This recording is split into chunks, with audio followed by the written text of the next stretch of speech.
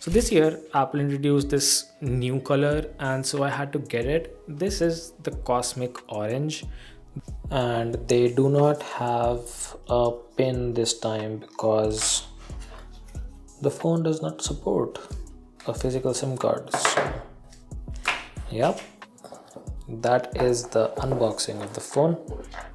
Now let's talk about the phone itself. The phone definitely is much chunkier than the 16 Pro and the camera bump is even more massive.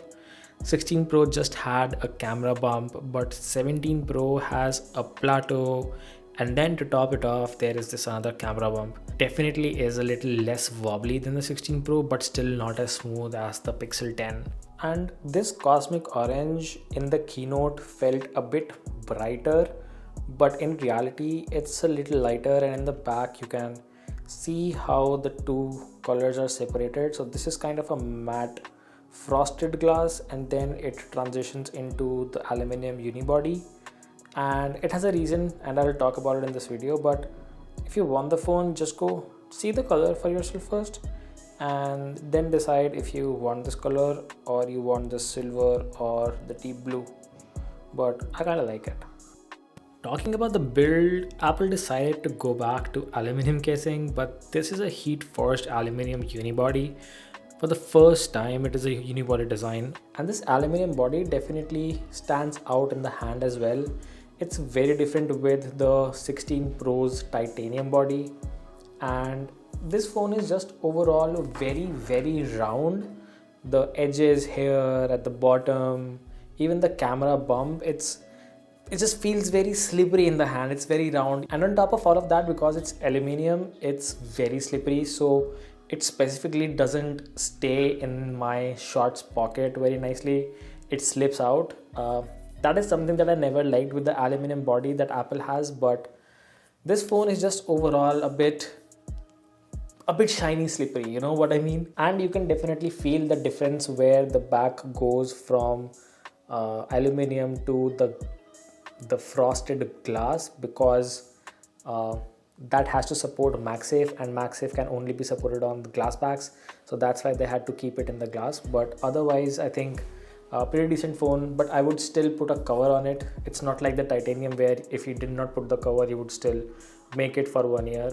This body is very scratch prone, as I've seen in many posts on the internet and on Reddit. So yeah, definitely gonna put on a case if I'm gonna keep it. I don't want to risk it because yeah, it's pretty prone to scratches.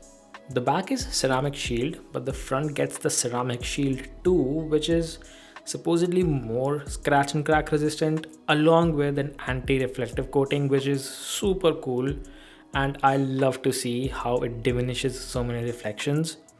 All the button placements though are still the same: the action button, volume, lock, and of course our favorite, the camera capture button. They could have moved this or removed this because I do not see a lot of people using this.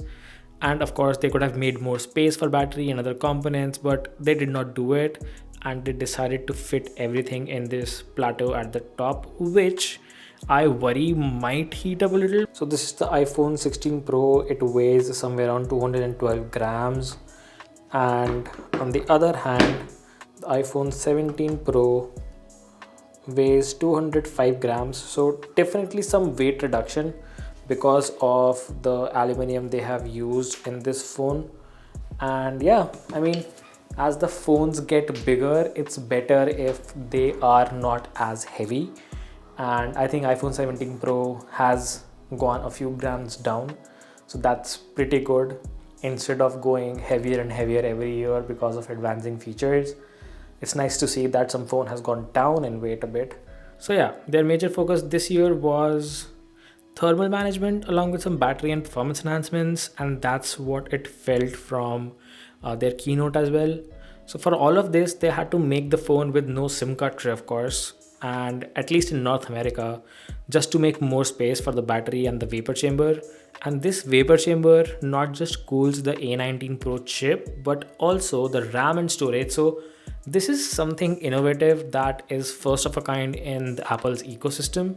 And just to clarify a bit, the SIM card tray will definitely be available in some of the countries. We are not getting it in Canada or in the United States, but in some countries it will still be there. The impact would be that the battery would go down a slight bit, but that is something you have to give to get the SIM card. And I know that in all of the countries having eSIMs is not like a thing right now, so getting a physical SIM card tray is still very much required and a very good feature to have now, I guess. So yeah, and if we talk about the battery life, I am currently at 71%.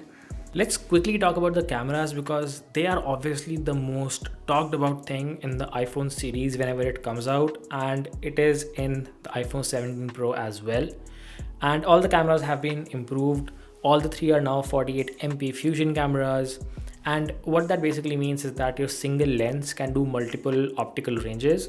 So for the iPhone 17 Pro, we get an 8x focal length as well as with a 4x instead of a 5x if compared to the 16 Pro.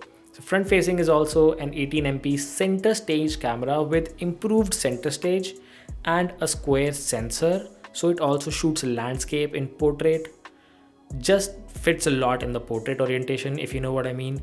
It can do that automatically if the scene has more people, or you can do it manually through this option.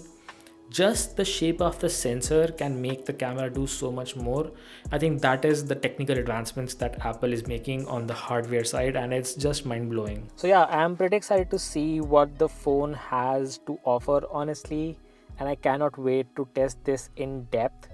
Apple says good things about all of its new features and advances, of course, but I cannot say or count on it until I test it. So, gotta do that. And I'm gonna make a week in the life or a day in the life video with this phone super soon. So, keep an eye out.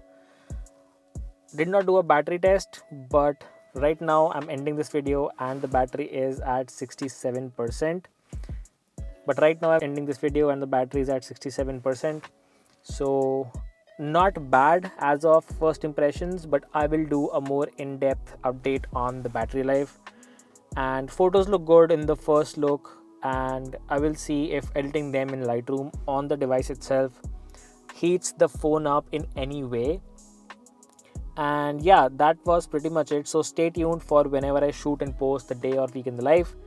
And Cosmic Orange is growing on me, I guess, and I just want to let you know that you should make sure before buying it that you like this color. And yeah, that's pretty much it for this video. I hope you liked it. Subscribe and I will see you in the next one. Bye bye.